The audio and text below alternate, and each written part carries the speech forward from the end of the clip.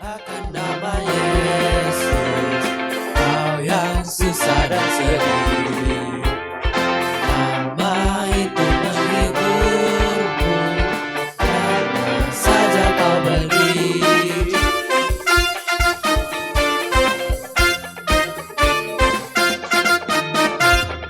Bawa nama Tuhan Yesus. Shalom. Selamat pagi Teenage of God. Selamat datang di ibadah kreatif spesial bulan penginjilan. Dan sebelum kita memulai ibadah kita, mari bersama-sama kita mengawali dan merenungkan satu kebenaran besar dari iman Kristen yang telah diajarkan selama berabad-abad. Bersama-sama kita bangkit berdiri. Kita akan membacakan Katekismus Westminster pertanyaan dan jawaban yang pertama. Saya akan membaca bagian pertanyaan dan bersama-sama kita akan membaca jawabannya.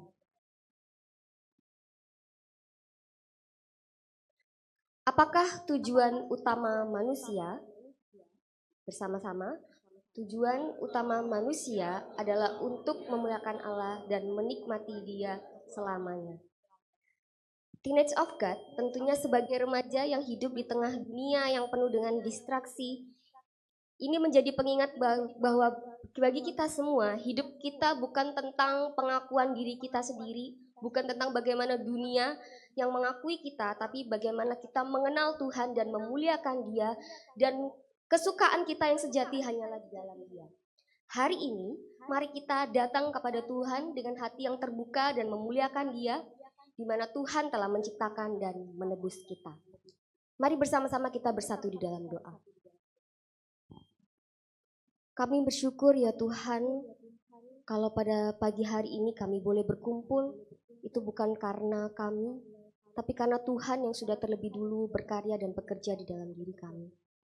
Melalui karya pengorbanan Kristus yang sempurna, yang telah membuka jalan bagi kami untuk datang beribadah, menaikkan pujian, menikmati firman-Mu.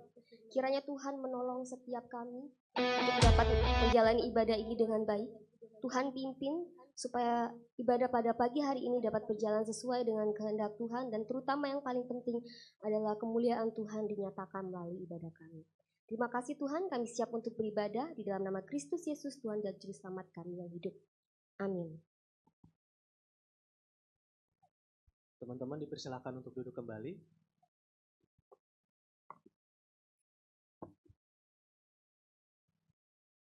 Oke, Shalom Teenage of God. Shalom Teenage of God. Shalom. Oke, sepertinya ini suasananya masih kurang meriah ya.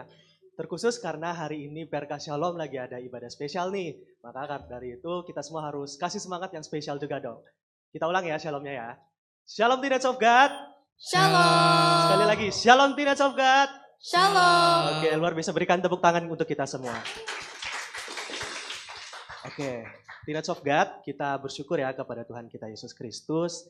Kita telah dikumpulkan kembali di tempat ini untuk merasakan ibadah.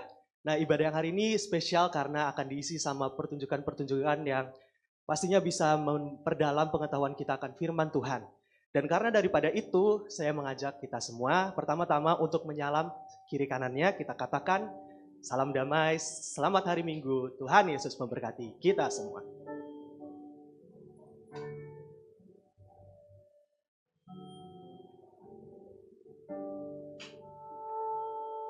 Oke, Teenage of God, seperti yang kita telah dengar di Westminster Katekismus tadi, bahwa tujuan utama hidup kita adalah untuk memuliakan Tuhan kita.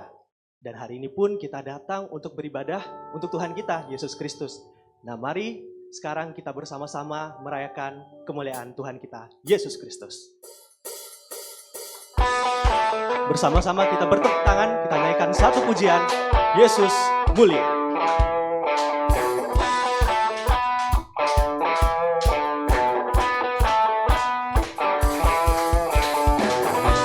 Mari bersama-sama kita merayakan kemuliaan Tuhan kita. Bersama-sama kita katakan bahwa Tuhan kita Yesus Kristus adalah Tuhan yang paling mulia sampai selamanya. Katakan, terang-Mu yang telah ubah hidupku. Kau jadikan aku ciptaan baru. Ku angkat tanganku dan memuji-Mu. Hidupku tak sama sejak Kau ada, dan kini Engkaulah pusat segalanya. Kasih-Mu kan selalu cukup bagiku. Keagungan-Mu, kedahsyatan-Mu terpancar dari indahnya dunia. Segala yang ada telah Kau ciptakan, karya-Mu sungguh tiada taranya.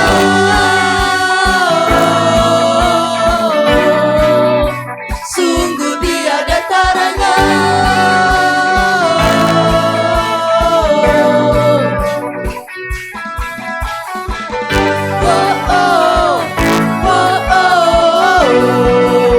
Mulia nama-Mu.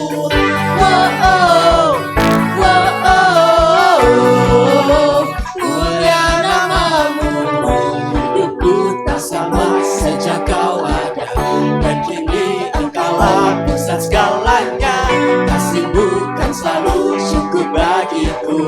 Saya mengundang kita untuk bangkit berdiri bersama-sama. Kita katakan, keagungan-Mu, kedahsyatan-Mu terpancar dari indahnya dunia. Segala yang ada telah Kau ciptakan, karya-Mu sungguh tiada taranya.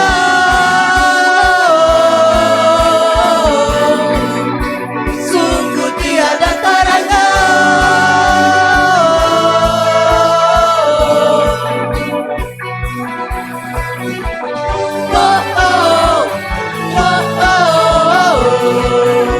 Mulia nama-Mu.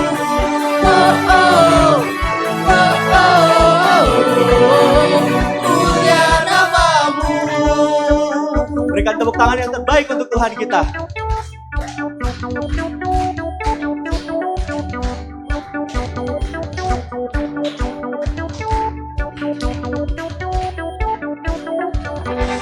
Hanya Yesus yang layak mendapatkan kemuliaan sampai selama-lamanya. To God be the glory for the things He's done.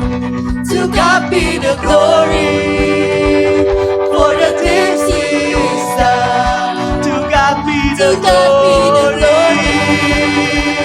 for the things He's done. To God be the glory for the things He's done. Keagungan-Mu, kedahsyatan-Mu terpancar dari indahnya dunia. Saling nyatakan Yesus mulia. Segala yang ada Kau telah ciptakan, karya-Mu sungguh tiada taranya. Kami nyatakan Yesus mulia. Wow, wow, wow. Mulia nama-Mu. Wow, wow. Mulia nama-Mu. Wow, wow. Mulia nama-Mu. Wow, wow. Mulia nama-Mu.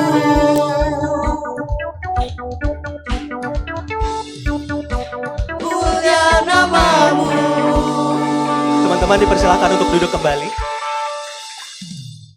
Orang pelayan Tuhan kadang tersembunyi luka yang dalam.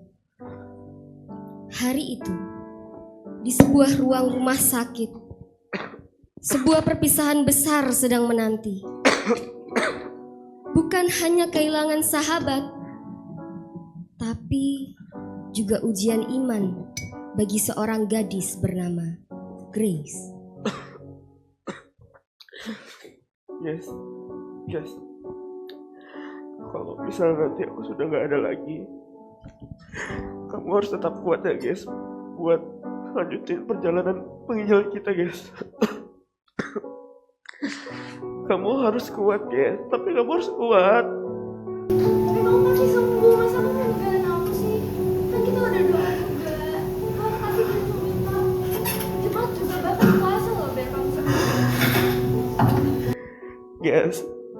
percaya aku bisa sembuh, aku percaya guys. Tapi kalau misalnya ini sudah waktuku untuk pulang guys, itu juga bukan akhir bagi kamu guys. Kamu harus tetap lanjutin perjalanan pelayanan kita guys, penginjilan. Karena aku lah. Kamu kan sahabat terbaik aku selama ini yang selalu ngedukung, yang selalu ngerti aku. Masa kamu mau ninggalin aku gitu aja? Guys, Tuhan itu tetap baik guys. Walaupun aku ada di sini, Tuhan itu tetap baik. Bahkan Dia selalu baik guys sampai aku begini guys. Tuhan itu selalu baik guys sampai kapanpun. Jer, kamu gak apa-apa? Jer, Jer, Jer bangun Jer, Jer.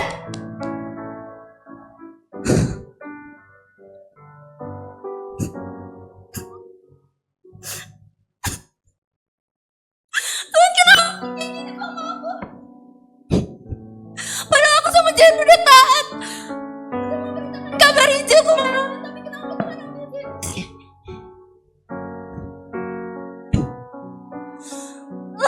Satu bentar. Pada akhirnya, Jerry meninggalkan Grace untuk selamanya. 1 bulan sudah berlalu sejak Jerry pergi. Tapi bagi Grace, waktu terasa berhenti. Dunia mendorongnya untuk tetap tersenyum, padahal hatinya belum pulih. Grace, Mama buatin teh favoritmu loh. Kasih Mama. Udah 1 bulan, jangan sedih terus ya. Kamu harus kuat, Grace. Hidup harus tetap berjalan. Ingat, kamu gak sendirian. Mama selalu ada di sini buat kamu, apalagi kalau kamu mau curhat. Tapi yang paling penting, kamu adalah anak Mama yang paling hebat. Pasti akan baik lagi. Percaya deh sama Mama. Ya, dulu aku percaya sih. Dev itu Tuhan. Itu udah gak ada. Semua orang suruh aku baik. Tapi orang yang berharga bukan aku. Grace, Mama tahu kehilangan tuh nyakitin banget. Tapi kamu harus ingat, Mama selalu ada di sini buat kamu.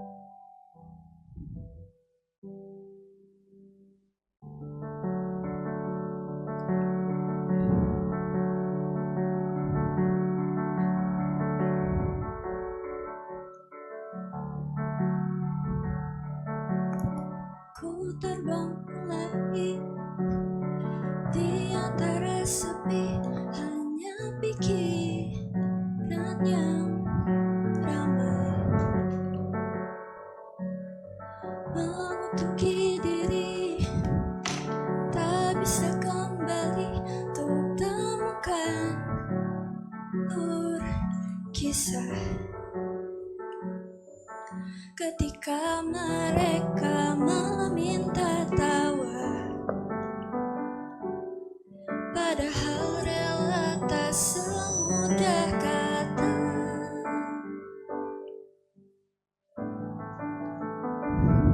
Tak perlu khawatir, ku hanya terluka. Terbiasa untuk pura-pura tertawa. Namun bolehkah sekali saja ku menangis sebelum kembali membohong diri.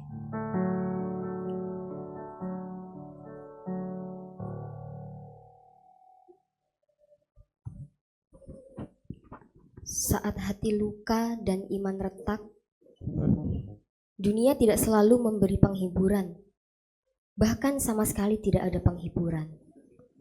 Yang datang bukanlah pelukan, tapi malahan suara-suara asing yang kelihatannya bijak. 3 teman datang membawa tawaran pengganti bagi Grace.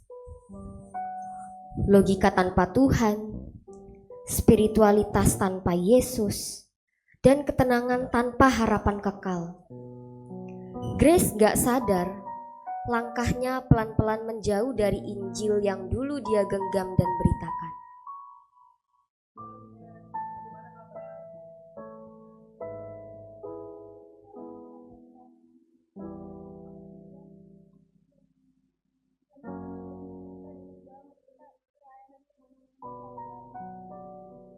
Tahu nggak Grace, kalau cara semesta bekerja ya memang begitu.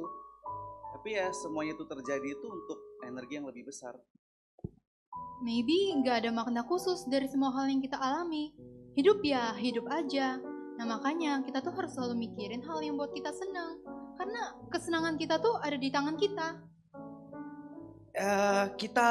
Kita jawabnya pakai cara logis ya. Saya bukan menyinggung kamu atau mengoffend kamu. Kamu kan percaya Yesus ya? Iya. Ya itu nggak benar sih. Saya ini percaya Tuhan Yesus tuh nggak ada.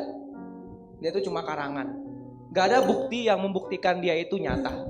Kalau dia nyata pun dan kamu percaya, mengapa kamu menderita seperti ini? Ya, tapi aku tahu. Dulu aku nggak sendiri. Ya mungkin kamu cuma merasa begitu ya karena kamu butuh rasa aman, Grace. Aku juga spiritual kok. Di KTP ku bahkan Kristen. Tapi aku nggak mau dikotak-kotakan oleh agama. Aku percaya adanya energi cinta, bukan Tuhan yang jahat dan membiarkan sahabatmu mati. Grace, menurutku kamu terlalu dikendaliin sama emosi. Ilmu stoik ngajarin aku untuk gak berharap sama hal yang negatif. Nanti kita kecewa. Nah makanya sekarang kamu mikirin aja hal yang buat kamu senang lagi. Oke? Ya udah, makasih ya.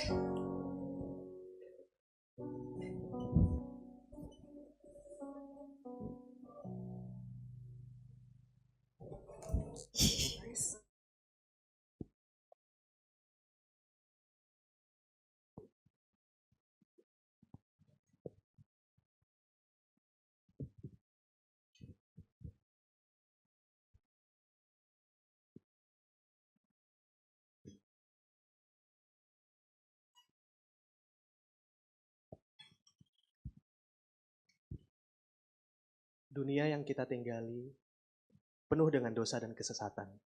Dan sebagai orang Kristen, kita pun tidak kebal dari jatuh dalam dosa.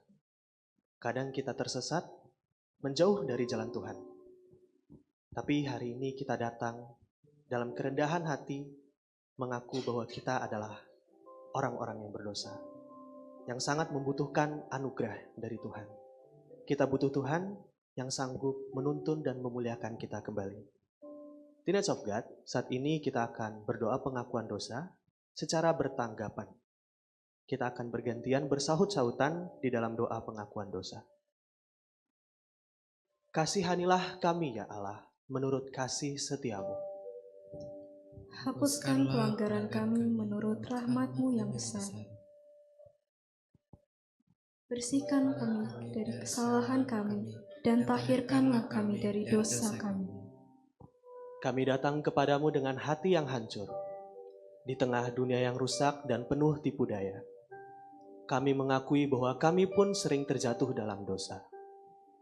Ampunilah kami ya Tuhan, ketika kami lebih memilih jalan kami sendiri daripada jalan-Mu. Kami terlalu sering melupakan kasih-Mu, membiarkan kesibukan dan keinginan dunia mengisi hati kami.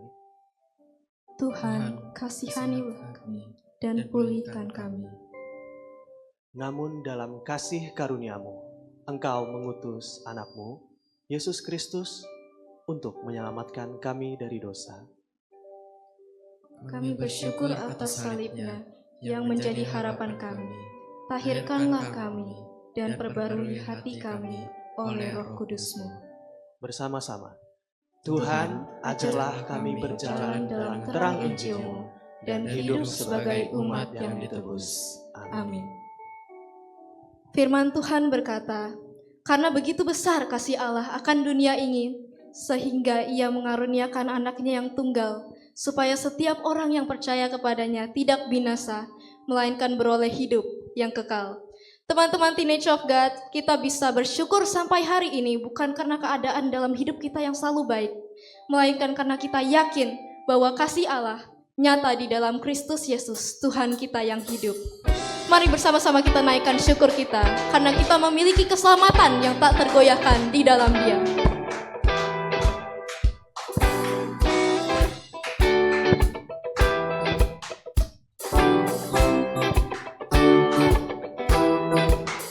Kasih yang begitu besar, lebih kuat dari dosa.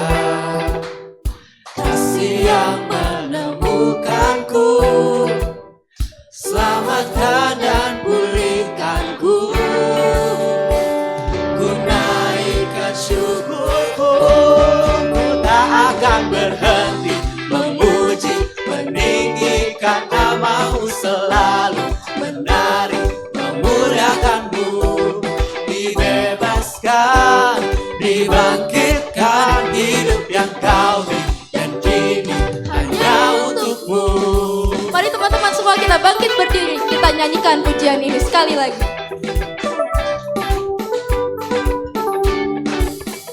Kasih yang begitu besar, lebih kuat dari dosa. Kasih yang menemukanku, selamatkan dan pulihkanku. Ku naikkan syukurku, ku tak akan berhenti memuji, meninggikan namamu selalu, menari, memuliakanmu. Dibebaskan, dibangkitkan, hidup yang kau beri dan kini hanya untukmu.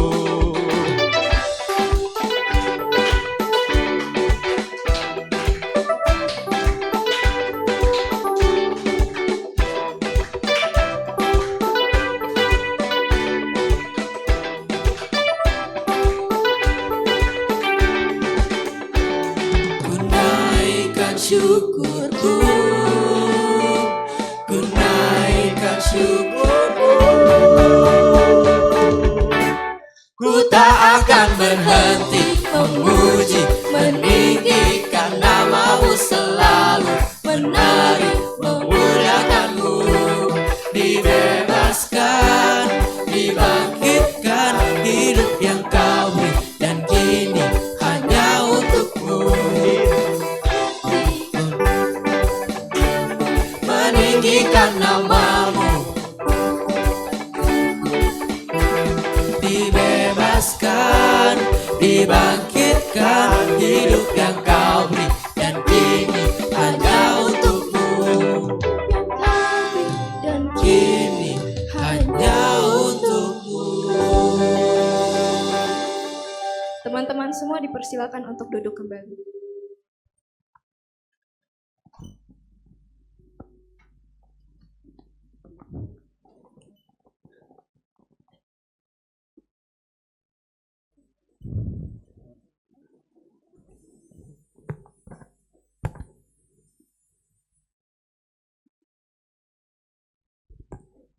Di suatu hari yang cerah, Grace sedang duduk sendirian di taman dekat rumahnya, memandangi langit yang sangat indah. Tapi di tengah keindahan dan cerahnya langit itu, Grace masih murung. Teman gerejanya, Hoven, menghampiri pelan-pelan.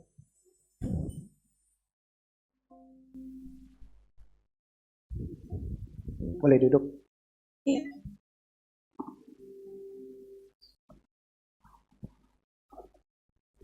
Aku tahu kok kamu lagi nggak baik-baik aja, dan aku nggak bakal pura-pura ngerti rasanya ditinggal orang yang kita sayangi. Gak ada yang bakal ngerti. Bahkan Tuhan pun rasanya diam aja. Aku tahu kok kamu lagi kecewa dan marah sama Tuhan. Aku juga dulu gitu kok, ngerasa bahwa Tuhan tuh ninggalin aku. Makanya dulu tuh aku gampang banget percaya sama kata-kata orang yang bilang Tuhan itu nggak ada lah, yang bilang kalau agama itu ya sebatas KTP aja, dan yang cuman percaya energi-energi positif di dunia ini. semua itu bikin aku itu ngerasa aman gitu. Karena aku nggak usah berharap apa-apa lagi. Jadi kamu sekarang udah nggak percaya itu semua? Iya, setelah aku pelajari, ternyata semua itu fake, semua itu palsu. Nggak ada yang memberikan aku kedamaian. Aku itu butuh pengharapan yang hidup. Dan satu-satunya yang ngasih aku pengharapan itu, ya cuma Tuhan Yesus. Aku mulai pelan-pelan kembali. Dan akhirnya aku menemukan pengharapan itu lagi. Chris, aku mau kamu ikut ibadah. Aku bakal temenin kok. Kalau kamu mau nangis, gak apa-apa, nangis aja. Gak harus kuat kok di hadapan Tuhan. Ikut ibadah? Iya, ikut ibadah. Aku tahu kok kamu kecewa sama Tuhan. Kamu lagi marah. Tapi coba deh, kamu kasih kesempatan sekali lagi untuk dirimu aja. Untuk dengar suara Tuhan. Mungkin jawaban dari pergumulan kamu akan terjawab. Tapi aku gak tahu harus ngomong apa ke Tuhan. Gak apa-apa. Kadang diam pun cukup. Tuhan ngerti kok. Ya udah deh, aku ikut. Mari saat ini kita menyatakan pencarian kita hanyalah kepada Yesus Kristus sampai pada akhir hidup kita.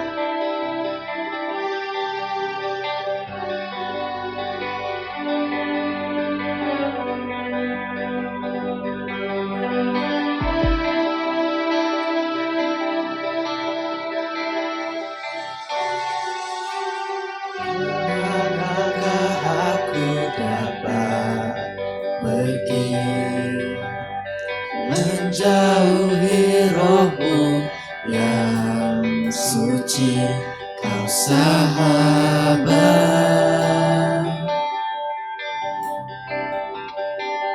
dan kau dekat.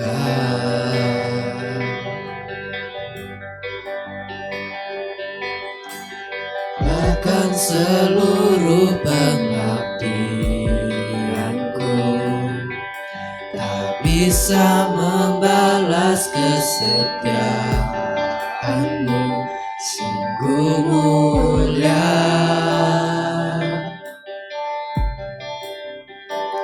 dan berharga. Sungguh besar pengorbananmu bagiku, terlalu dalam untuk dimengerti. Sungguh besar,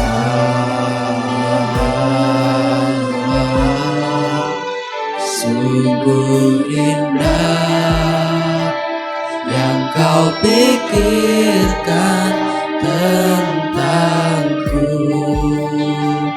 tak berselami bagiku. Sungguh indah. Mari bersama kita bangkit berdiri, bersama-sama kita menaikkan baitnya yang kedua.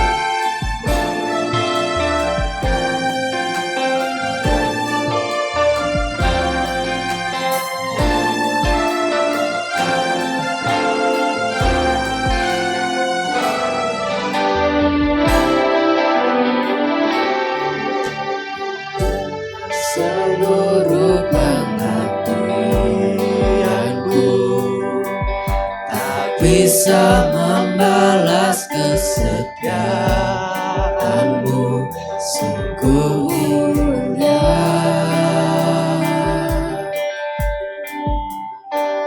dan berharga.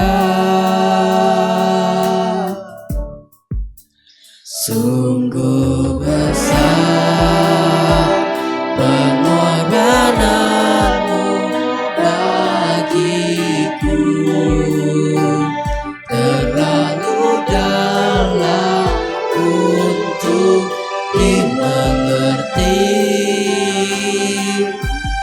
sungguh besar,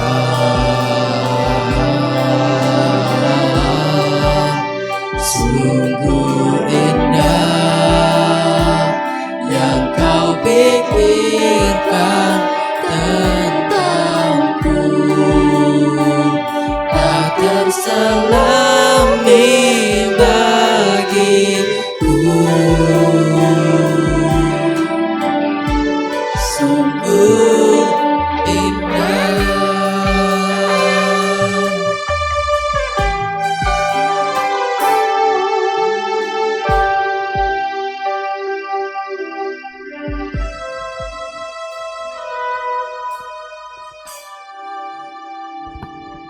Mari kita berdoa. Ketika kami melihat dunia ini, kami sadar bahwa tidak ada yang menjanjikan dan tidak ada yang indah, semuanya hanyalah kepalsuan. Tapi kami begitu bersyukur ya Tuhan kalau kami boleh pergi dan mendekat kepadamu, karena Tuhan yang sudah terlebih dahulu mendekat kepada kami melalui anugerah-Mu di dalam Kristus Yesus yang menangkap kami. Dan pada pagi hari ini Tuhan, kami mau menikmati firman-Mu. Tuhan tolong kami, Roh Kudus-Mu bekerja di dalam diri kami, meneduhkan pikiran kami, supaya kami dapat memahami firman-Mu. Pakai juga hamba-Mu ya Tuhan, di tengah segala keterbatasan dan juga keberdosaan, kiranya firman boleh diberitakan sejelas-jelasnya di tengah-tengah jemaat Tuhan. Terima kasih Tuhan, kami siap mendengarkan firman-Mu. Dalam nama Tuhan Yesus Kristus kami berdoa. Amin, amin. Teman-teman silakan untuk duduk. Sekali lagi saya mau menyambut teman-teman semua. Shalom. Ya, selamat datang di PRK Shalom, dan kita saat ini mau sama-sama merenungkan kebenaran firman Tuhan ya. Dan tema kita hari ini seperti yang sudah tertera di layar, yaitu Why Jesus is the only way. Why Jesus the only way. Nah teman-teman, karena di sini ada nama Yesus gitu ya. Pastinya kalau dengar nama Yesus, kita pasti langsung kepikiran Kristen gitu ya. Dengar kata Yesus, dengar nama Yesus, pasti kita langsung kepikiran Kristen. Walaupun ada orang-orang di luar kekristenan yang memang mengakui Yesus, bahkan mengagumi Yesus. Tetapi kalau berbicara Yesus sebagai jalan, Yesus sebagai keselamatan gitu ya, tampaknya ini berbicara tentang inti dari iman Kristen gitu ya, tentang bagaimana Yesus yang sungguh-sungguh sebagai jalan. Nah teman-teman, saya menduga bahwa kita semua yang hadir hari ini, kemungkinan besar kita semua pasti adalah seorang Kristen. Betul? Betul ya? Nah sekarang saya mau survei deh. Saya mau kasih pertanyaan. Kalau misalnya teman-teman ditanya,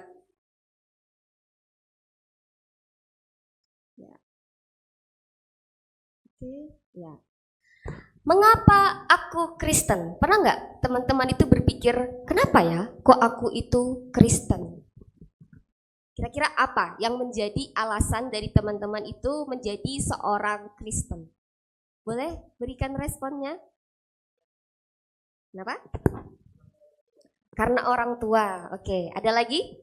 Karena lahir dari orang tua Kristen gitu ya, dari kecil. Ya udah dibawa ke gereja, dibawa sekolah minggu. Jadi ya aku Kristen. Ada lagi, satu lagi yang mau kasih tanggapan? Wih, karena kita dipilih. Oke, terima kasih untuk responnya teman-teman.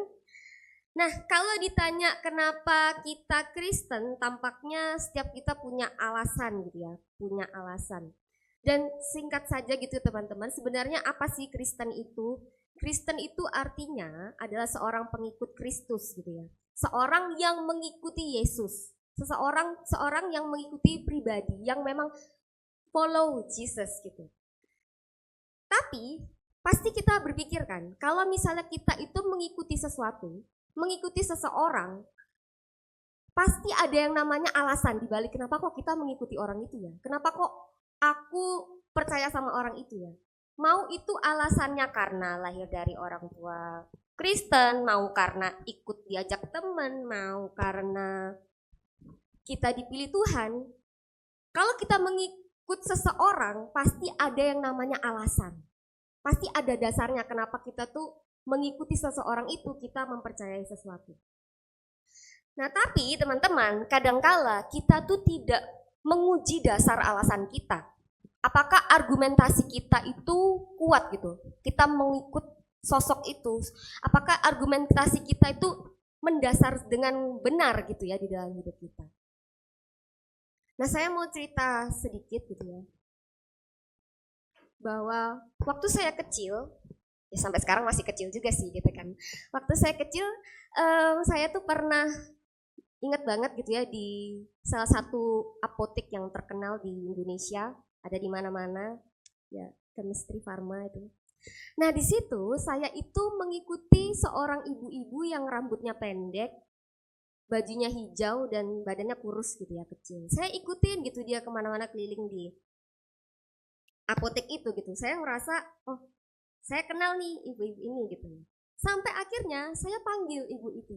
Saya panggil, Mami gitu. Terus pas dia nulis, lu salah orang gitu ya, salah orang. Nah teman-teman, apa sih maksudnya dari ini? Kita itu bisa aja ngikut karena yakin gitu ya. Alasan saya ngikut orang itu ya menurut saya tampaknya itu mama saya, kelihatannya mirip gitu ya. Tetapi tetap salah kalau saya tuh nggak kenal betul. Saya cuma sekedar ya udahlah kelihatannya aja mirip gitu, saya ikutin dan ternyata itu orang yang berbeda gitu ya, bukan mama saya walaupun kelihatannya sama. Nah teman-teman, kenapa orang mempercayai sesuatu? Tadi di awal ada yang menjawab, aku Kristen karena orang tuaku Kristen. Ya karena aku lahir dari orang tua Kristen. Tapi kira-kira apakah itu cukup kuat untuk jadi alasan memegang iman Kristen? Jawabannya belum tentu. Kenapa? Kalau orang tua salah, kita bisa juga ikut salah. Betul ya? Nah makanya kita perlu periksa lagi nih alasan kenapa kita percaya dan mengikut Yesus, mengikut sesuatu. Nah teman-teman, kira-kira sesuatu tuh bisa dipercaya kalau gimana sih?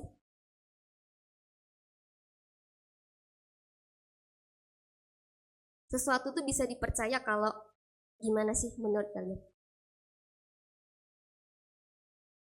Gak tahu? Gak tahu ya, oke. Mungkin sebagian dari kita, sebagian besar kita akan setuju dengan ini ya. Bahwa, boleh next slide? Ya. Sesuatu itu bisa dipercaya kalau masuk akal gitu ya. Punya bukti yang kuat. Bahwa bisa menjelaskan semua fakta dengan baik. Benar, kita setuju dengan apa yang dinyatakan di sini. Sesuatu itu bisa dipercaya kalau masuk akal. Punya bukti yang kuat gitu ya. Aku cinta sama kamu gitu ya. Tapi kalau nggak ada buktinya ya kita nggak percaya, betul ya teman-teman. Jadi kita butuh yang namanya masuk akal, punya bukti yang kuat dan bisa menjelaskan fakta dengan baik. Nah teman-teman, di dalam iman Kristen gitu ya, di dalam iman Kristen ada yang namanya apologetika. Apa itu apologetika? Yuk sama-sama kita katakan apologetika. Ya, kita baca bareng-bareng ya.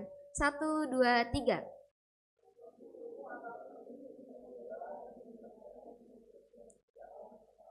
Ya, apologetika ini apa sih? Apologetika ini adalah suatu metode gitu ya, suatu ilmu atau seni untuk membela dan menjelaskan iman Kristen secara masuk akal dan meyakinkan dengan memakai alasan, bukti, logika, dan juga fakta sejarah. Jadi intinya gini teman-teman, apologetika ini membantu kita untuk melihat apakah kepercayaan yang kita pegang ini benar nggak sih? Apakah cocok nggak sih sama logika dan juga bukti?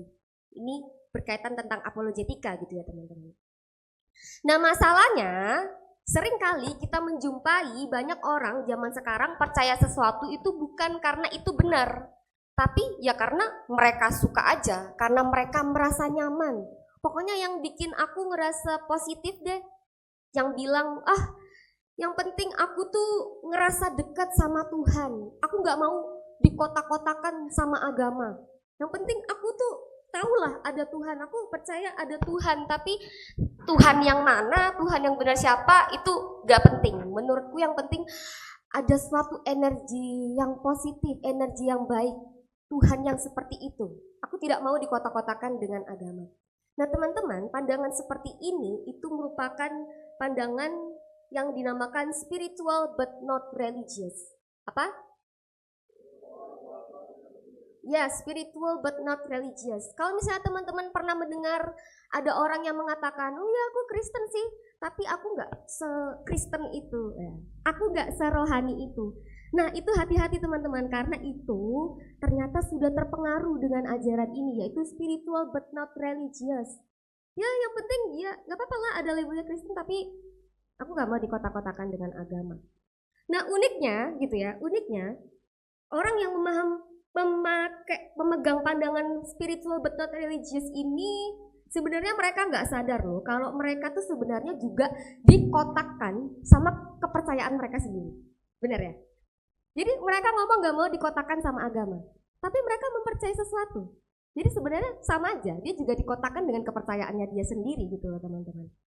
Kayak ibaratnya hubungan tanpa status gitu. Pengennya nyaman aja tapi statusnya nggak tahu lah gitu. Terserah mau apa, pokoknya nggak peduli. Nah teman-teman, apakah artinya di sini kalau misalnya kita itu mempelajari kebenaran itu berbicara tentang suka atau enggak gitu? Tentu tidak ya. Kebenaran itu berbicara tentang fakta. Kalau kita percaya yang salah itu bisa bahaya banget. Bahkan nggak cuma buat yang sementara, tapi juga untuk kekekalan. Makanya kita perlu cari tahu kepercayaan yang kita pegang ini benar atau enggak. Kita harus berani gitu ya untuk meninggalkan alasan-alasan yang cuma soal perasaan gitu ya. Soal bagaimana aku merasa, dengan mencari kebenaran yang objektif. Lahir dari orang tua Kristen itu tidak salah, itu bisa menjadi jalan gitu ya untuk kita pertama mengenal Tuhan gitu ya. Nah sekarang yang menjadi pertanyaannya adalah apakah dengan kita mempelajari iman Kristen, mengetahui kebenaran Kristen dengan sebegitu dalamnya, apakah berarti kita membatasi Allah dengan logika kita? Apakah kita berarti membatasi Allah itu dengan akal kita? Tidak ya teman-teman, tidak. Karena memang kita sebagai manusia terbatas gitu ya. Tetapi kan Allah yang tidak terbatas itu melampaui logika manusia. Tapi kita juga harus ingat Allah itu juga menyatakan dirinya dengan cara yang bisa dipahami secara logika. Jadi memang ada ruang keterbatasan kita, tetapi Allah itu juga menyatakan dirinya dengan cara yang bisa dipahami secara logis. Nah sekarang saya mau tanya lagi nih, menurut teman-teman mana yang benar? Iman mendahului pengetahuan atau pengetahuan mendahului iman? Iman mendahului pengetahuan atau pengetahuan mendahului iman?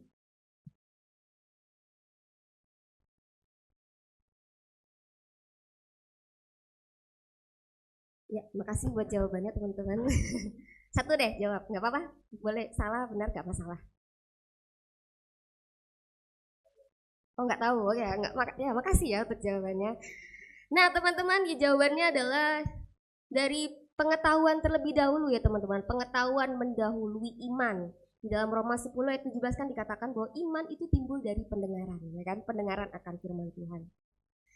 Teman-teman, dalam sebuah metode penginjilan yaitu Evangelism Explosion, ada satu poin penting tentang iman yang dimana mengatakan ada iman yang tidak menyelamatkan. Dan salah satu iman yang tidak menyelamatkan itu adalah iman yang melompat dalam gelap. Apa maksudnya iman yang melompat dalam gelap itu? Waduh, sudah di-spill nih, ya udah nggak apa-apa. Ini rusak ya, nggak apa-apa. Nah, apa maksudnya iman yang melompat dalam gelap itu? Gini teman-teman, kalau misalnya kita itu nggak kenal siapa orang yang nyuruh kita jalan aja, lompat aja, terus kita nggak tahu depan kita tiba-tiba ada lubang gitu ya, terus kita jatuh nyemplung ke situ gitu ya, dan kita hilang. Dan itu disebut yang namanya dengan iman yang melompat dalam gelap gitu ya. Kita nggak kenal, kita nggak tahu siapa yang kita ikuti sih, pokoknya ikut aja lah, ikutin aja gitu. Nah apakah iman ini benar? Tentu tidak ya. Tadi dikatakan iman yang seperti itu adalah iman yang tidak menyelamatkan. Nah teman-teman, sebagai manusia yang terbatas, tentunya di dalam iman itu ada yang namanya jurang ketidaktahuan. Ya karena kita manusia terbatas gitu ya. Tetapi seringkali yang menjadi permasalahan manusia adalah bukan kita itu nggak tahu, tapi tidak mau tahu. Jadi permasalahannya itu bukan kita itu nggak tahu atau kurangnya pengetahuan, tapi seringkali yang menjadi persoalannya adalah kita nggak mau tahu gitu. Kita nggak mau tahu. Ada orang yang mengatakan, ya sudahlah, imani aja, ikuti aja, percaya aja, cukup, itu cukup. Punya iman yang besar, miliki iman yang besar. Tapi iman yang besar, kalau yang diimani nggak benar, itu membawa kita pada kesesatan. Benar ya teman-teman? Jadi kesimpulannya adalah teman-teman, Allah itu lebih besar dari logika, tetapi tidak melawan logika. Dan iman Kristen bukan iman yang buta, tapi iman yang berdasar pada kebenaran yang masuk akal.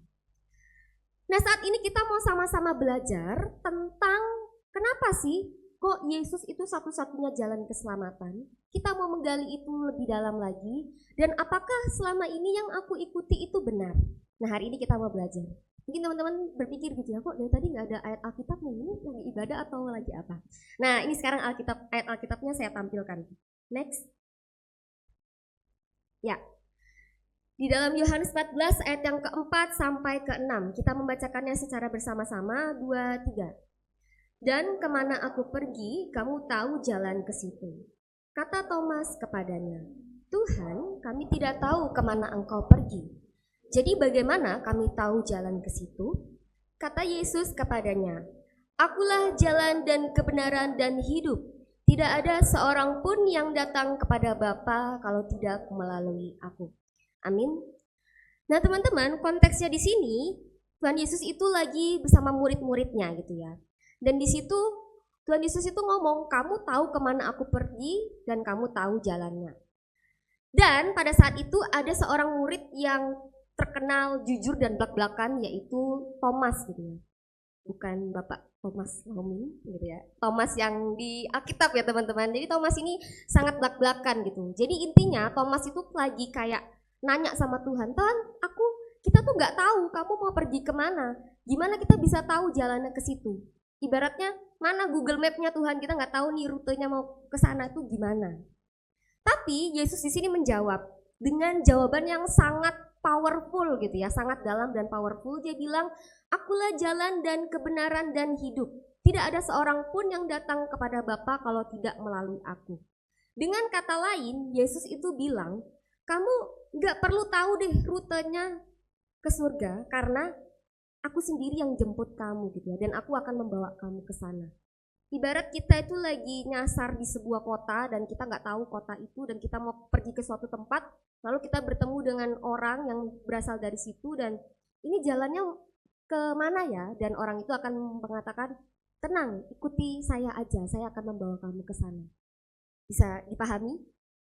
Jadi yang Yesus lakukan itu dia nggak cuma kasih peta teman-teman, tapi di sini dia justru mengatakan bahwa dia sendirilah jalan itu. Jadi Yesus sendirilah jalan itu. Dia adalah jalan, dia adalah kebenaran, dan dia adalah hidup. Apa maksudnya di sini? Jalan di sini berarti Yesus bukan cuma tahu jalan ke surga, tapi memang dia berasal dari sana dan dia tahu jalan ke situ.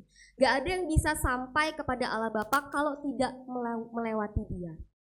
Dan dia mengatakan bahwa dia adalah kebenaran, yang artinya Yesus itu gak cuma ngajarin kebenaran, tapi segala sesuatu yang dia lakukan, apa yang dia perkatakan itu benar, dan dia sendirilah kebenaran itu.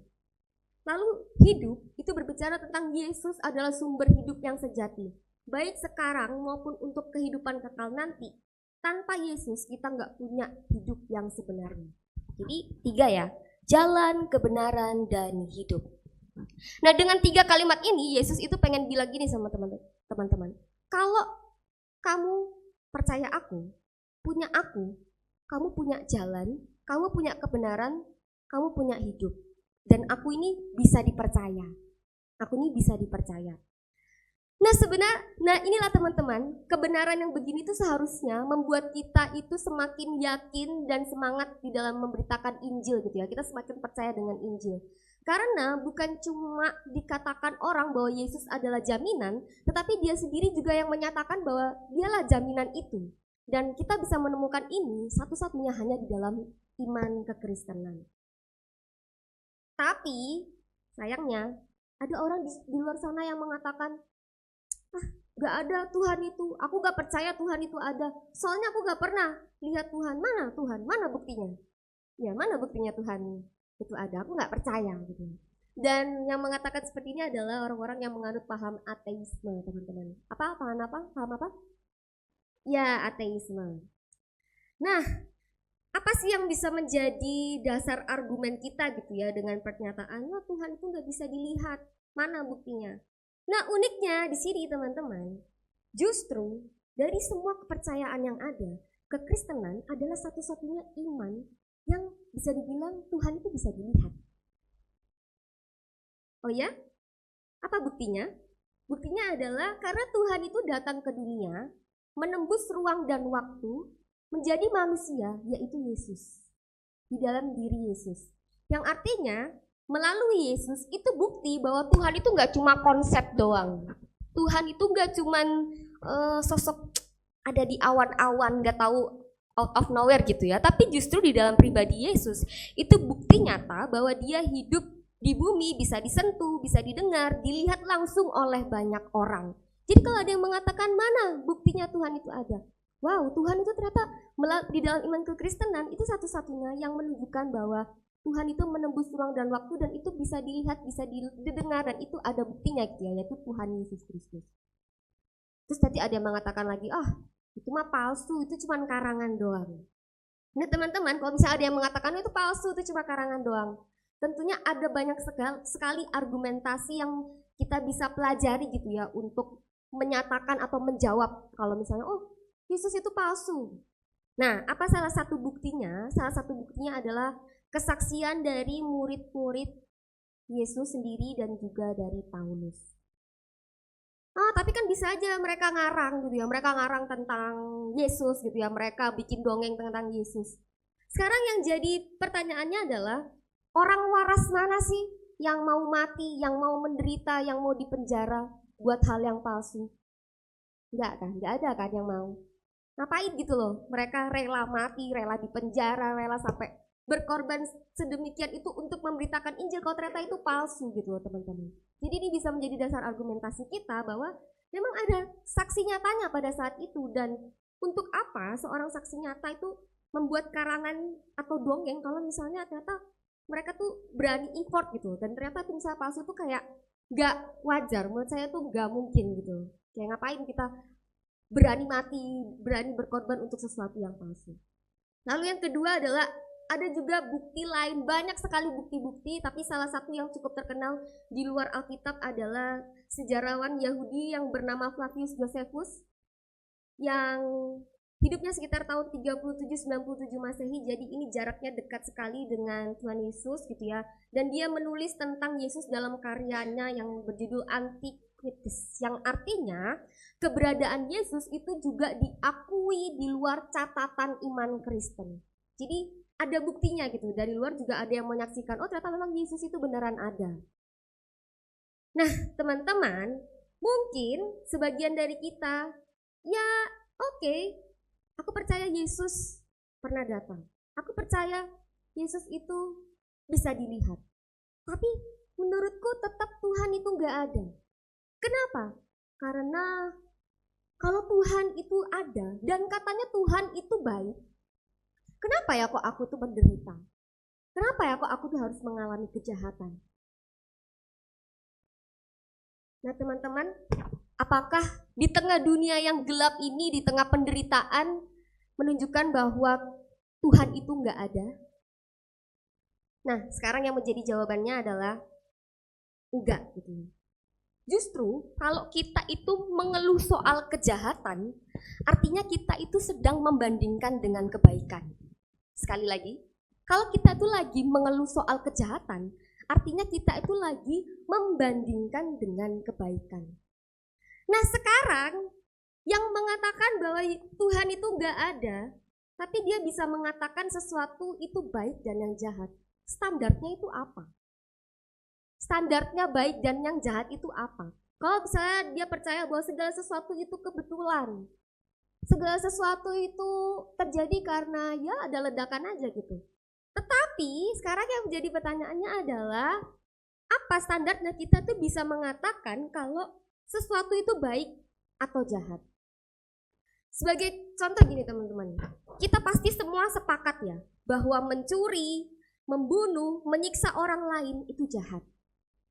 Ya, tanpa kita ngobrol dengan seluruh orang di dunia ini pasti kita sepakat gitu ya bahwa hal-hal itu adalah jahat.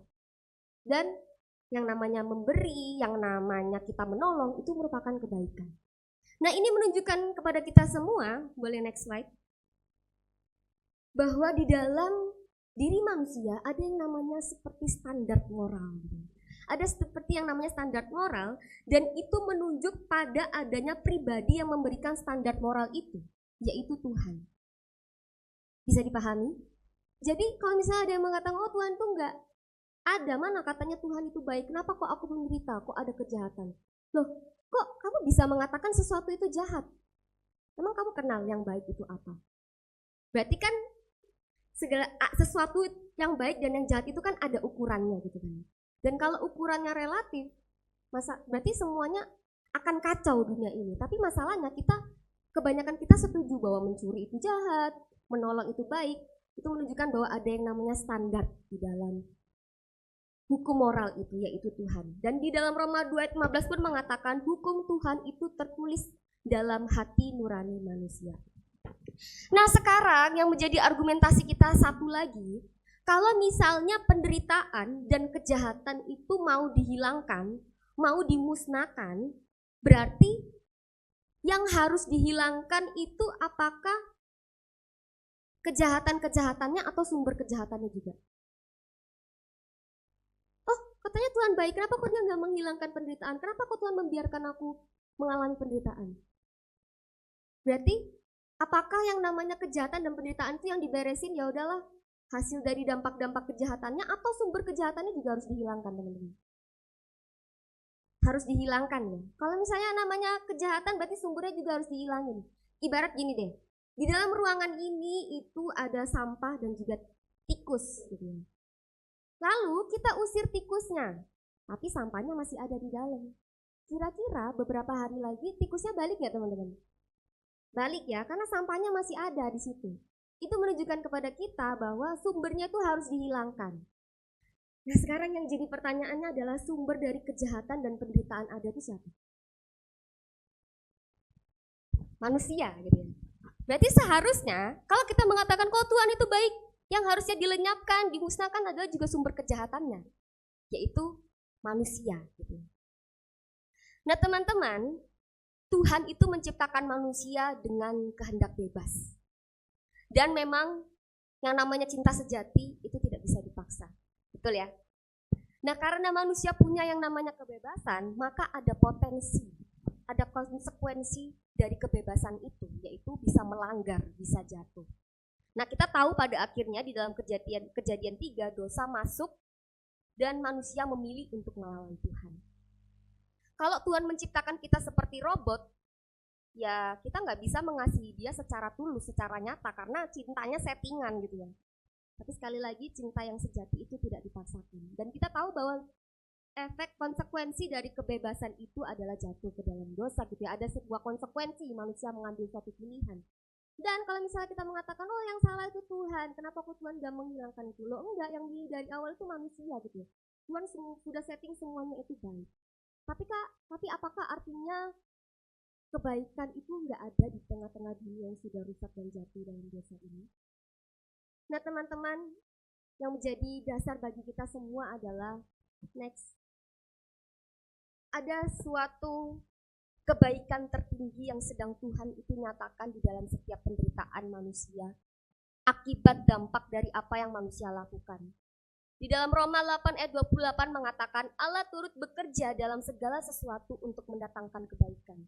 Di dalam Kejadian 50 ayat 20 Yusuf berkata sama saudara-saudaranya, memang kamu telah mereka-rekakan yang jahat terhadap aku, tetapi Allah telah mereka-rekakannya untuk kebaikan. Tapi perlu dipahami ya teman-teman, gak semua penderitaan kita tuh bisa langsung dimengerti apa maksudnya di balik itu. Apa maksud kebaikan Tuhan di balik itu?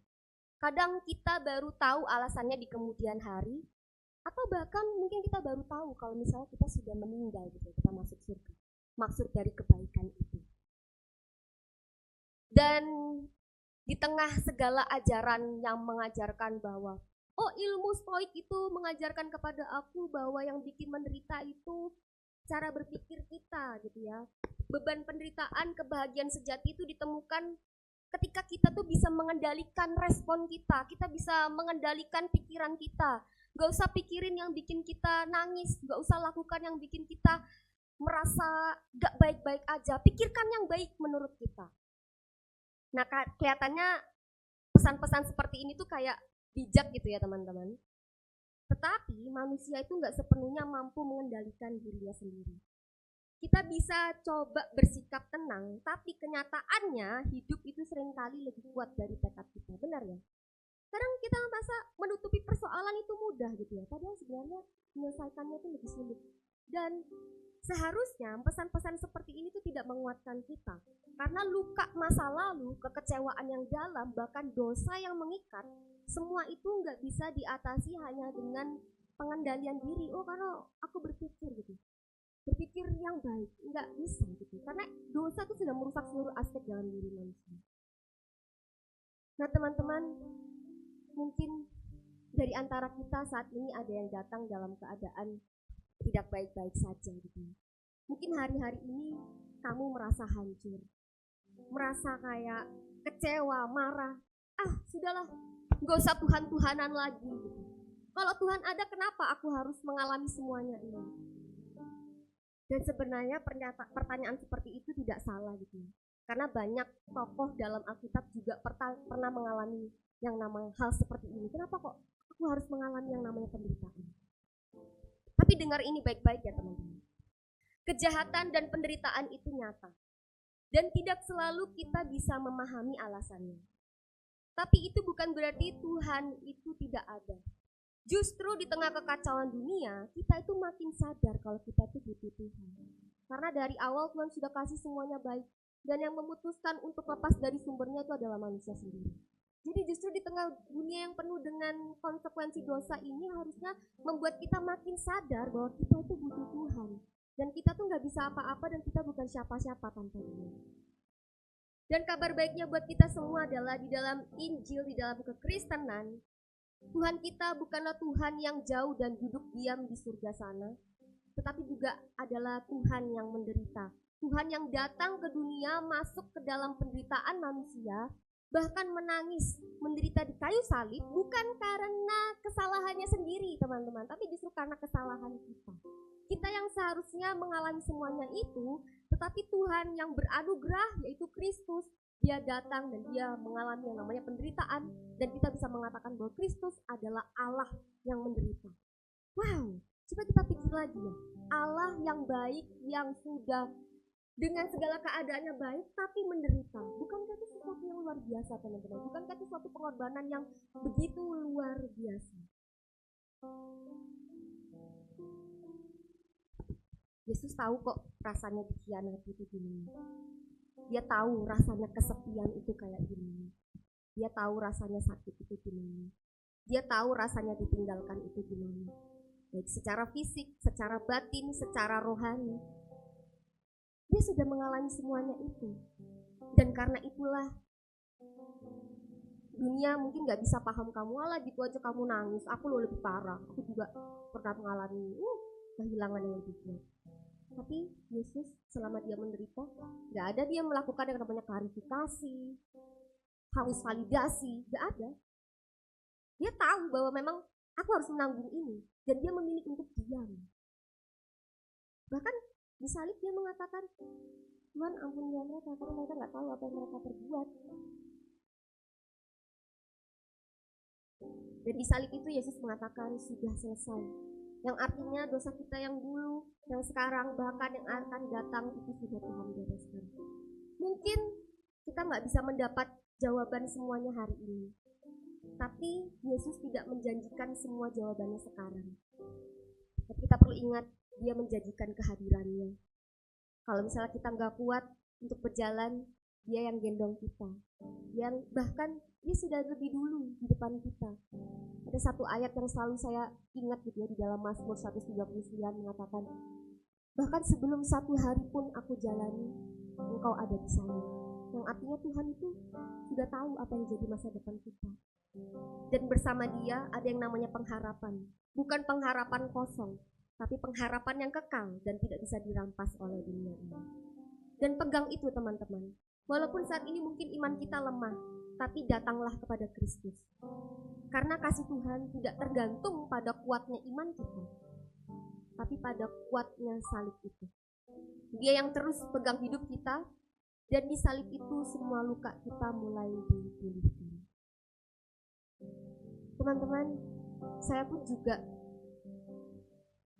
selama kuliah teologi gitu ya, saya pernah mengalami yang namanya kehilangan.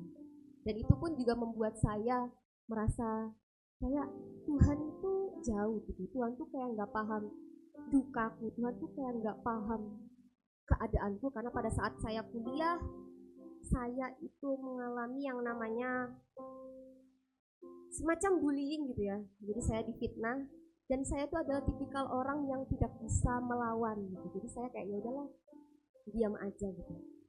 Dan teman-teman bisakah membayangkan bahwa hidup di asrama gitu ya, hidup di sekolah teologi, setiap hari bertemu dengan orang-orang itu, bangun melihat orang-orang itu, pergi perpustakaan, harus belajar studi mandiri, bertemu dengan orang-orang itu.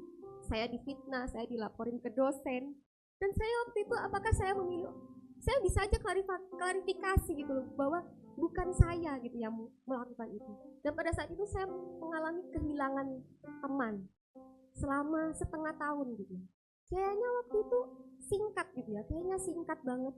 Tapi menurut saya itu merupakan penderitaan yang lama, karena saya nggak tahu sampai kapan gitu loh ini bisa berjalan. Karena ada tahun-tahun yang harus saya jalani di sekolah teologi ini, tapi di tengah-tengah itu saya harus kehilangan teman.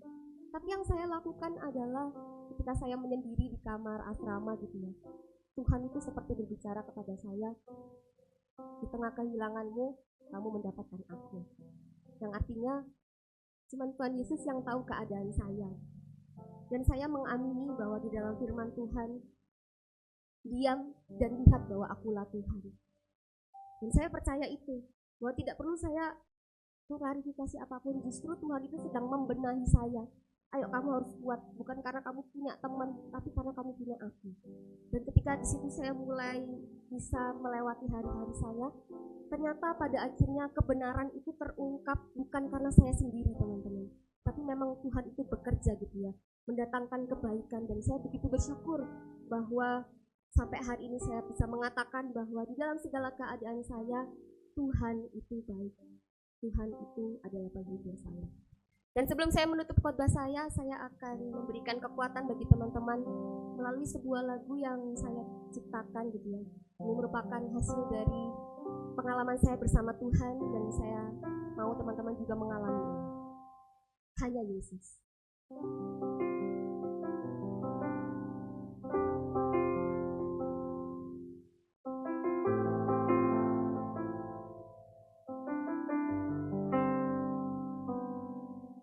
Kasih Yesus yang menawan hatiku. Dulu ku terhilang, sekarang ditemukan oleh salibnya yang menebusku. Takkan lagi ku merasa takut, sebab Yesus selalu besertamu. Dalam kelemahan ku berseru, anugerah-Mu cukup bagiku.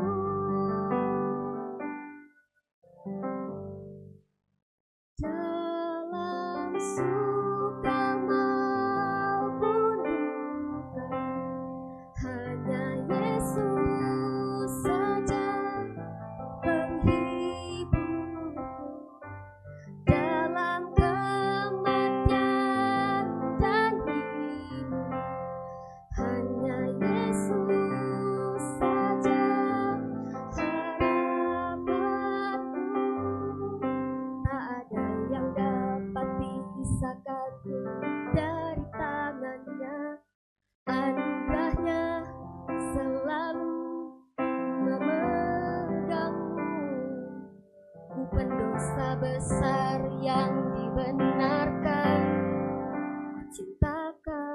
Yesusku.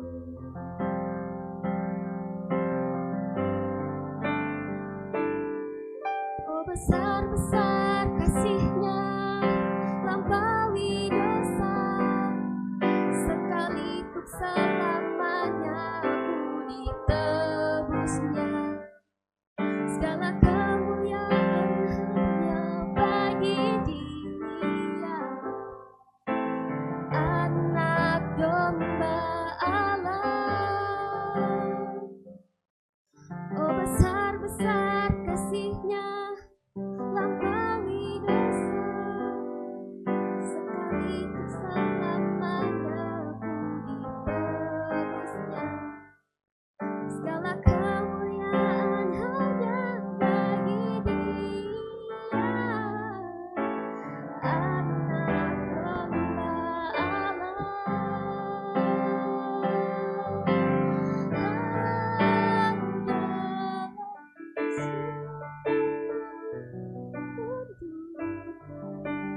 hanya Yesus saja yang hibur dalam kelaparan dan tidur.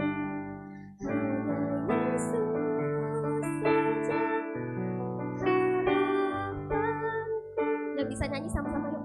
Tak ada yang dapat pisahkan dari tangannya, anugerahnya selalu memegangku.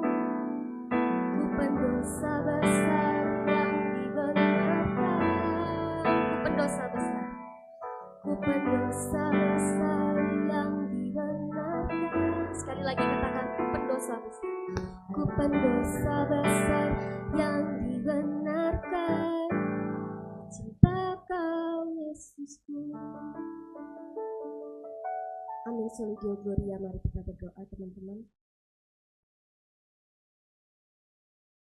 Kami bersyukur ya Tuhan bahwa dalam segala keadaan kami, baik buruknya kami tidak ditentukan oleh masa lalu kami, bukan seberapa kuat atau hebatnya kami, tapi semata-mata karena Tuhan yang hebat, Tuhan yang beranugerah, Tuhan yang memegang kami. Kami sadar ya Tuhan, bahwa di tengah dunia yang penuh dengan godaan, menawarkan jalan pintas, menawarkan kebahagiaan tanpa Kristus, harapan tanpa kehidupan kekal yang sejati. Dan kadangkala kami mungkin berpikir untuk, sepertinya aku mau meninggalkan Tuhan. Sudahlah, tidak perlu Tuhan-Tuhanan lagi. Tapi kami begitu bersyukur ya Tuhan kalau kesetiaan Tuhan tidak diukur oleh kesetiaan kami. Kalaupun pada hari ini ada di antara kami yang datang dengan iman yang rapuh, iman yang goyah, mari Tuhan kuatkan kami. Karena hanya Engkaulah satu-satunya jalan kebenaran dan hidup. Dan kami percaya bahwa di luar itu tidak ada yang berani menjamin itu selain Yesus. Biarlah iman kami boleh semakin dikuatkan. Kalaupun di antara kami ada yang merasa hidup seperti berjalan di dalam lembah kekelaman, kami tidak peduli ya Tuhan, kami tidak takut bahaya. Sebab selama beserta dengan Engkau, kami dapat berkata di dalam kelemahan kami bahwa Kristus cukup bagi kami. Terima kasih Tuhan, terima kasih. Ini doa kami dalam nama Kristus Yesus. Yuk sama-sama yang percaya katakan amin. Makasih Evan, kamu udah ngerti banget keadaanmu. Dan ternyata aku bersyukur banget, ternyata Tuhan Yesus itu beneran nyata, real gitu. Dan emang penderitaanku ini bukan salahnya Tuhan Yesus, tapi memang manusianya aja yang jatuh ke dalam dosa. Dan di tengah dunia yang udah rusak ini, Tuhan telah beranugerah melalui Yesus. Dan dalam penderitaan aku, kasih Yesus itu udah menutupi segala luka aku. Benar banget Grace, dalam segala keadaan. Bahkan saat iman kita rapuh, penggoda datang untuk menggoda kita, Tuhan tuh selalu pegang tangan kita. Contoh gini deh, coba pinjam tangan. Ini namanya jabat tangan Romawi. Nah, misalkan tanganku itu tangan Tuhan, dan tanganmu itu anggap aja tanganku ya. Waktu itu aku merasa kalau ya Tuhan itu nggak penting lah. Aku kayak mikir ya udah yang penting aku hidup aja. Aku lepas tangan Tuhan. Terus akhirnya aku pegang tangan Tuhan lagi. aku setia karena mungkin ada masalah segala macam, aku berpegang sama Tuhan. Terus habis itu masalah itu selesai berlalu, aku lepas lagi tangan Tuhan. Muncul lagi masalah, aku pegang lagi tangan Tuhan. Kamu lihat kan seberapa labilnya manusia yang melepas terus tangan Tuhan. Tapi kamu sadar gak? Tuhan itu gak pernah lepas tangan kita. Tuhan itu benar-benar mengasihi kita. Dia gak bakal ninggalin kita. Bahkan saat kita tinggalin dia itu akan terus memegang kita, guys. Bener sih. Dan kok kamu bisa ngerti banget sih keadaan aku?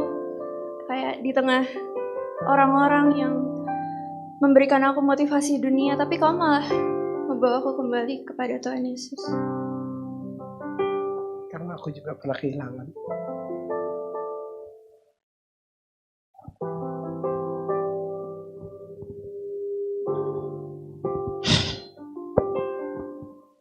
Kamu kehilangan siapa?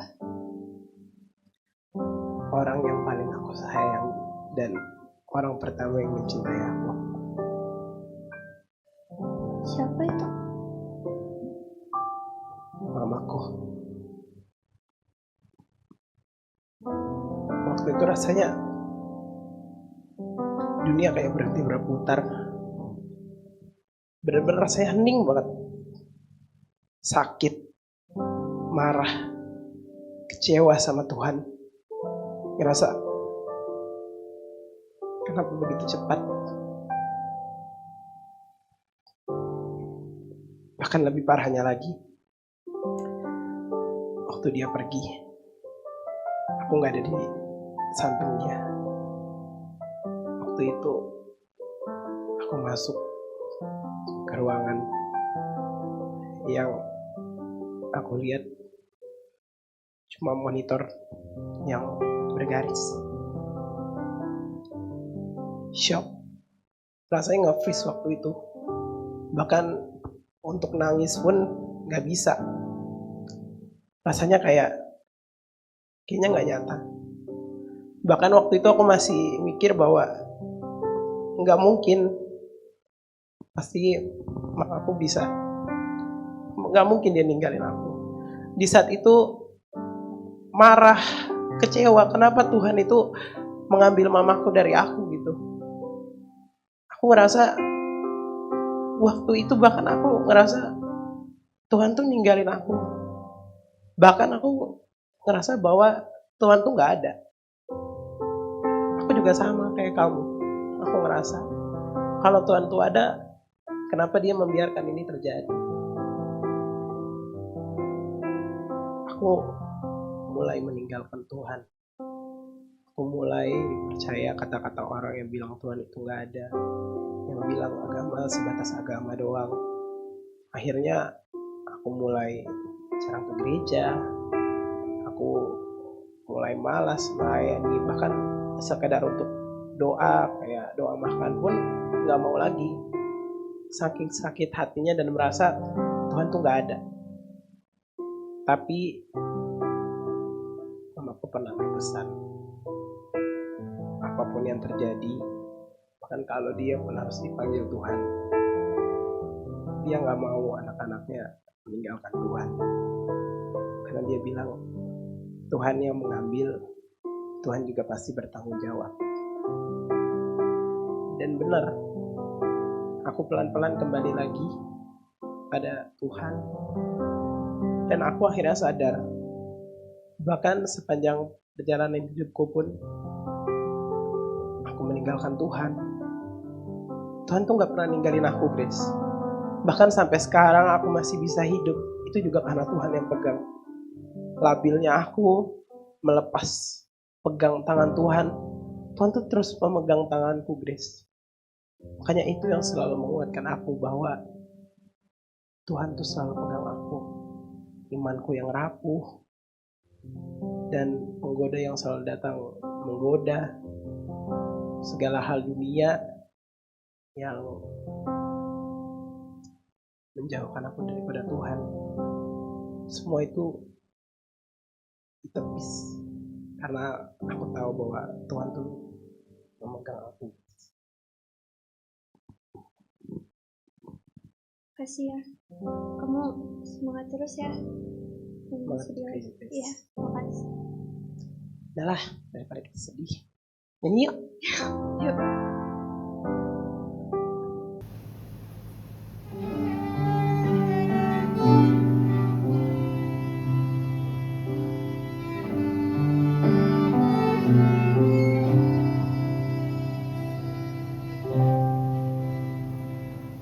Saat imanku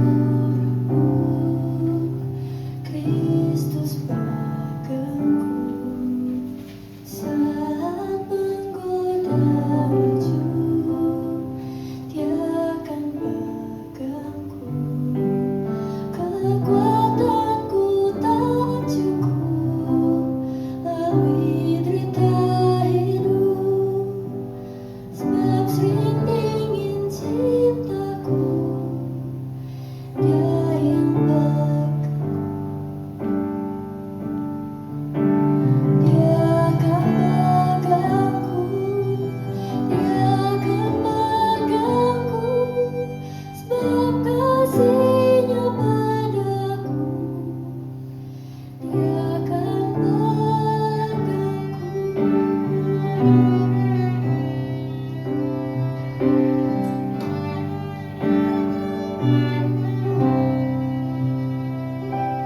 Dia kasih umatnya, Kristus pegangku, berharga di matanya, Dia akan pegangku.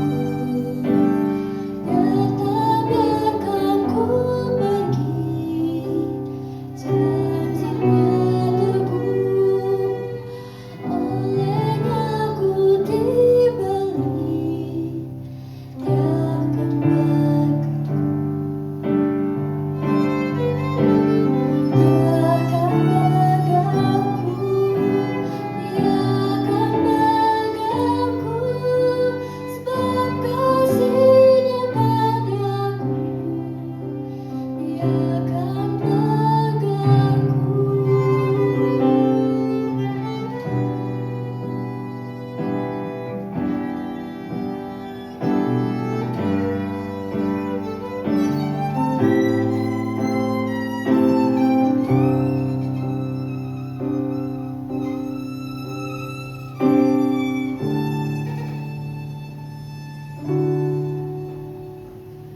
Buatku Dia disalibkan, Kristus pegangku, keadilan dipuaskan,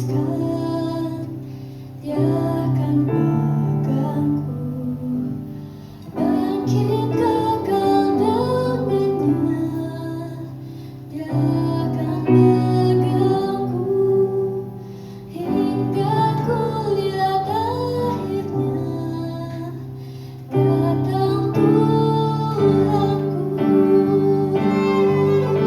Dia akan pegangku, Dia akan pegangku, sebab kasih-Nya padaku. Dia akan pegangku. Dia akan pegangku, Dia akan pegangku, sebab kasih-Nya padaku. Dia akan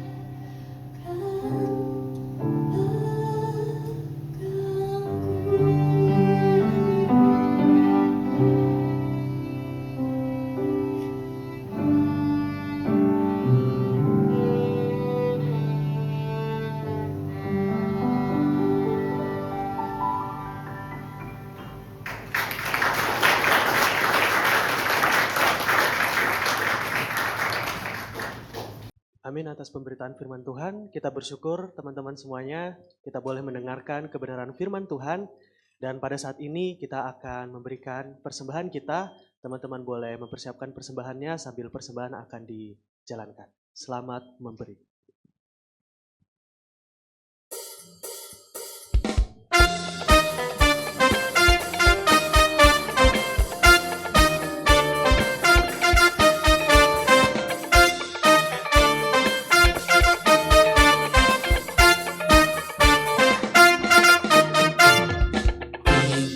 akan nama Yesus, kau yang susah dan sedih. Nama itu menghiburmu, karena saja kau beri.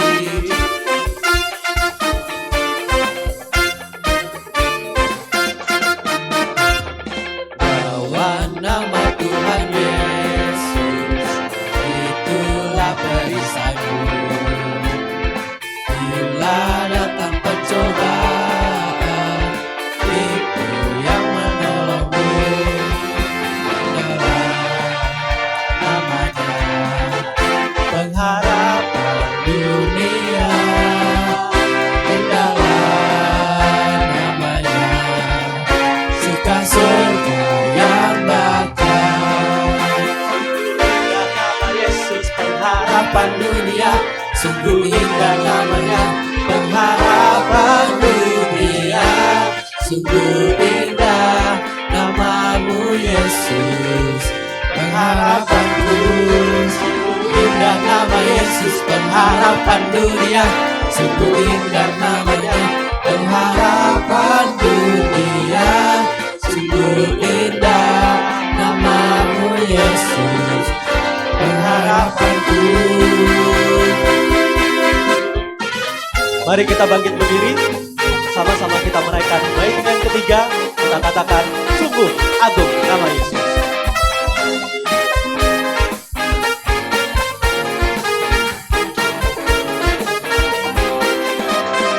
Sungguh agung nama Yesus, hati kita bergerak bila kita dirangkulnya. Sukacita pun besar.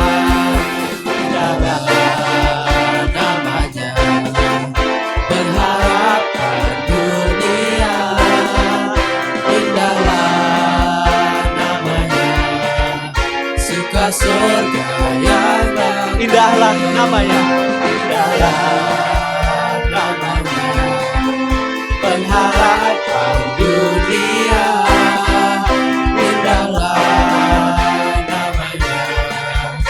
Suka surga yang bakal. Suka surga yang bakal. Surga yang bakal.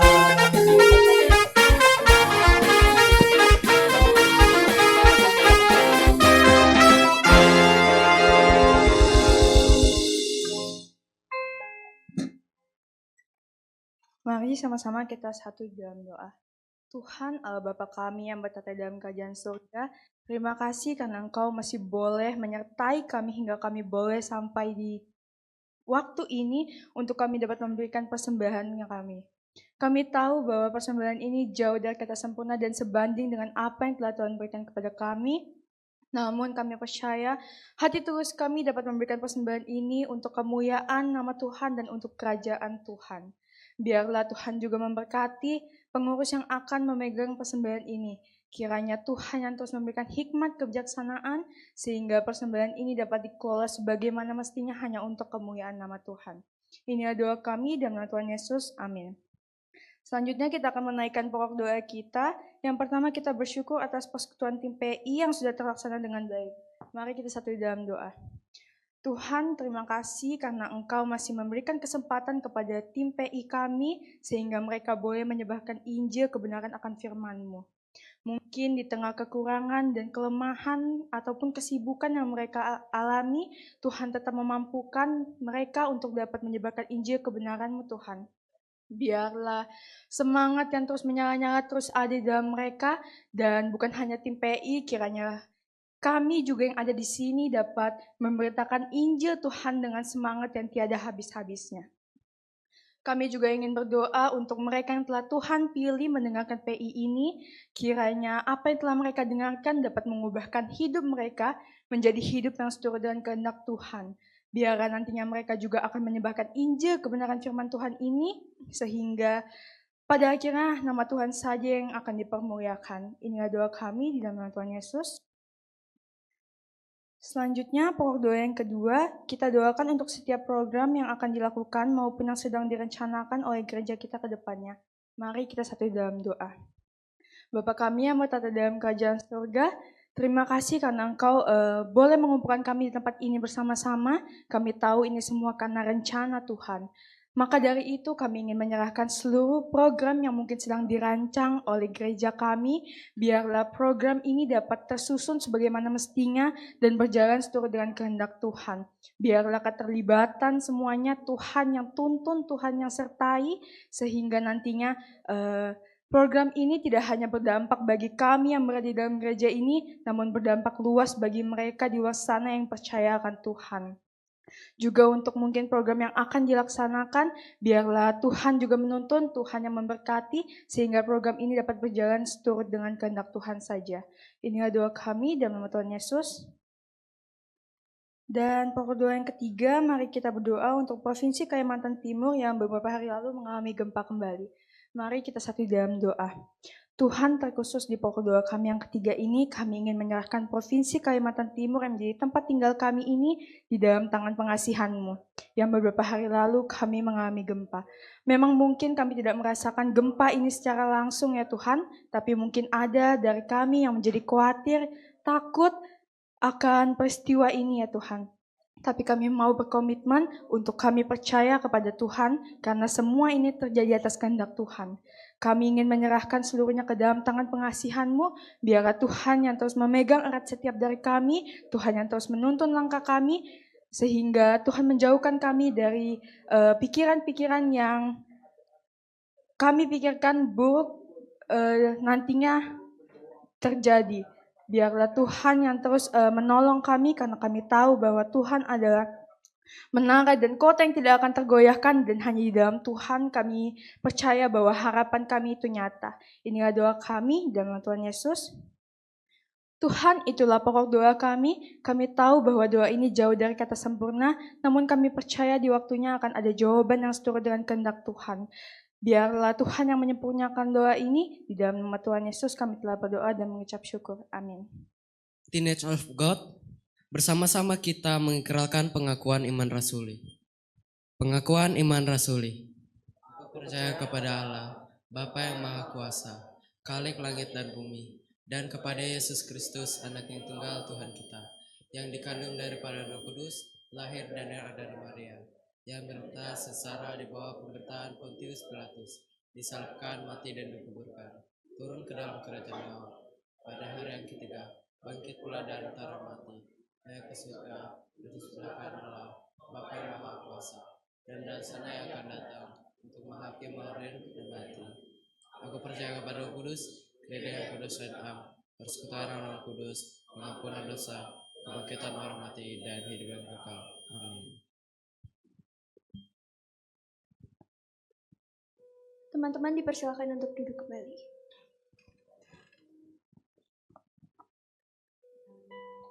Pernahkah kita merasa berjalan dalam gelap, hilang arah, lelah, dan kosong? Mungkin kita sering berpikir, sudah terlalu jauh untuk kembali kepada Tuhan. Tapi kita harus ingat bahwa kasih Kristus akan selalu mencari kita dan tidak akan pernah menyerah.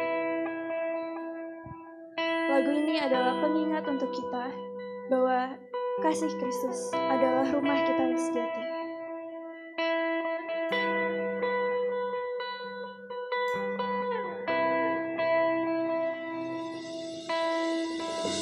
Bagai labirin yang tak bertujuan, kulihat arah tak berujung jalan. Hari-hari pun penuh kekosongan,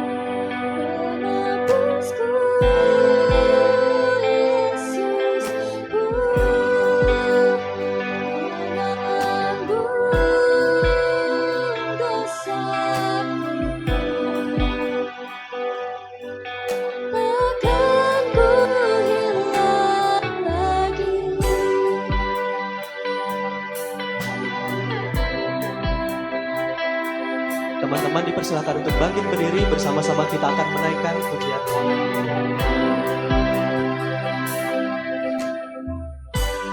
Lahir ke dunia untuk mencari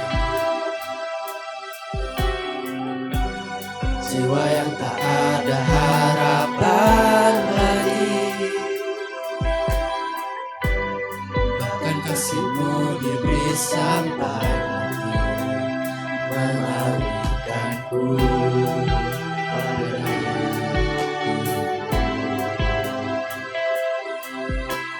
kini aku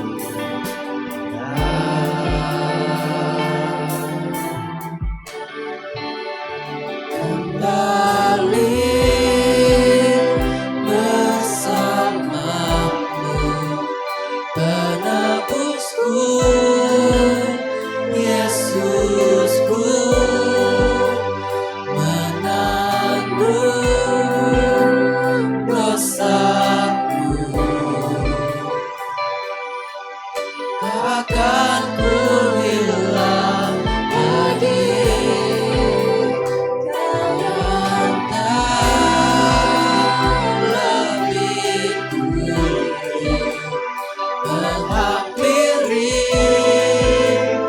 Diriku menggenggam jiwaku, takkan ku hilang lagi. Teman-teman, mari saat ini kita mengucapkan rasa syukur kita yang terdalam untuk Tuhan kita Yesus Kristus yang telah memilih kita untuk menjadi anak-anaknya. Kita telah dipilih untuk terus menjadi orang-orang percaya. Di sini, mari kita bersama-sama mengucapkan kasih. Terima kasih kepada Tuhan kita Yesus Kristus, sehingga kita masih boleh ada di sini sampai pulang kepadanya di akhir hidup kita.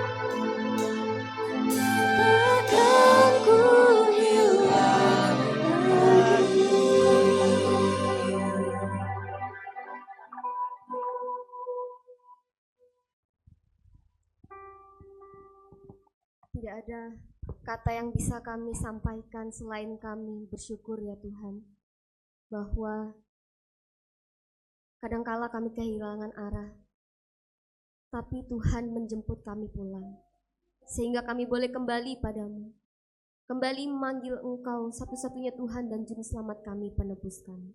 Dan kami begitu bersyukur ya Tuhan kalau hari ini kami boleh belajar bahwa Tuhan kita, Tuhan kami bukan hanya Tuhan yang menyatakan dirinya, membuktikan bahwa dirinya ada, tapi juga Tuhan yang merasakan setiap penderitaan dan pengalaman hidup kami.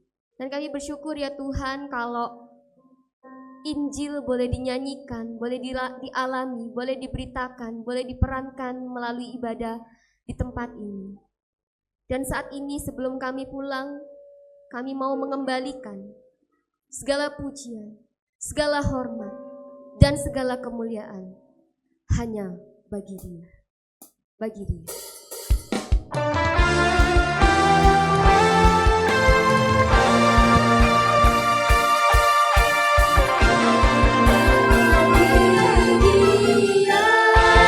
Segala pujian, hormat serta syukur kekal selamanya bagi Dia.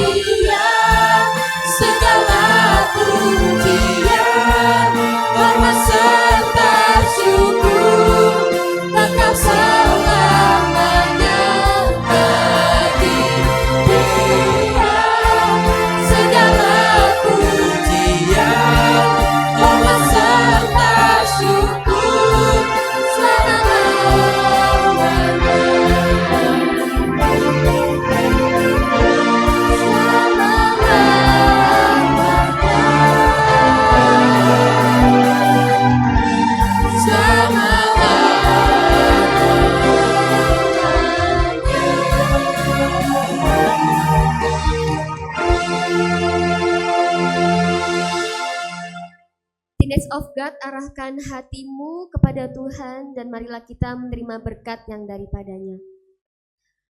Kiranya Bapa di surga memberkati dan melindungi engkau. Tuhan Yesus Kristus menyinari engkau dengan wajahnya dan memberikan engkau kasih karunia. Allah Roh Kudus menghadapkan wajahnya kepadamu dan memberikan engkau damai sejahtera. Kita terima berkat Allah Tritunggal ini mulai hari ini, kekal sampai selama-lamanya. Amin.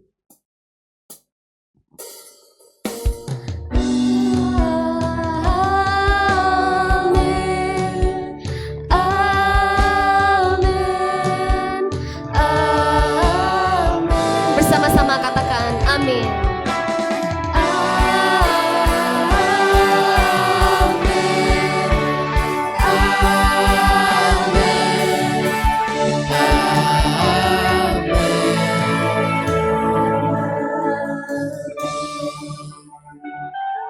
Teenage of God dipersilakan untuk duduk, mengambil waktu teduh. Tuhan memberkati. Tidak ada. Selamat hari Minggu, Tuhan Yesus memberkati kita semua. Teman-teman dipersilakan untuk menjabat tangan kiri kanannya, kita ucapkan selamat hari Minggu, Tuhan Yesus memberkati kita semua. Shalom.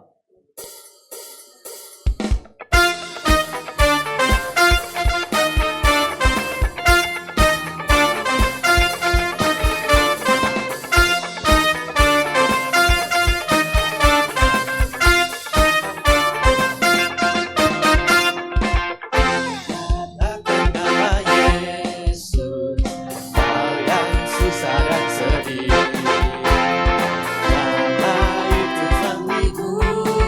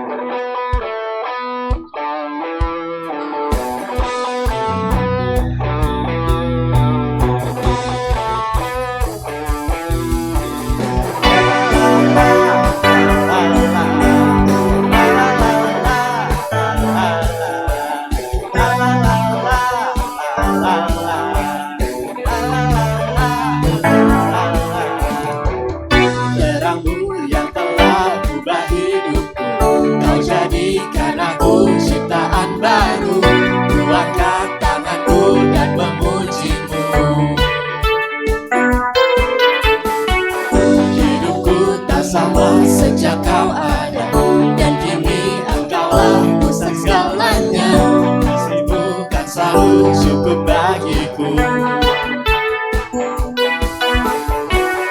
Keagunganmu, kedahsyatanmu terpancar dari bintangnya dunia. Segala yang ada tak kau ciptakan, karyamu sungguh tiada taranya.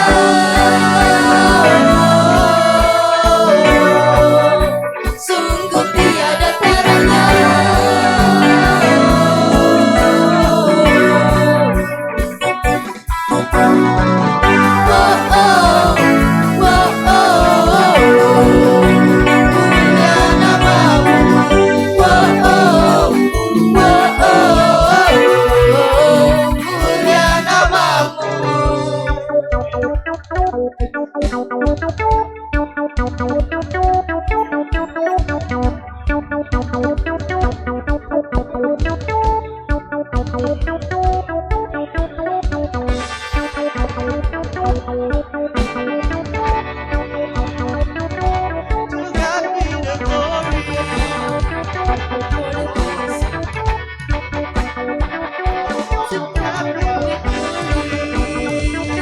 For the things He's done, to God be the glory. For the things He's done, to God be the glory.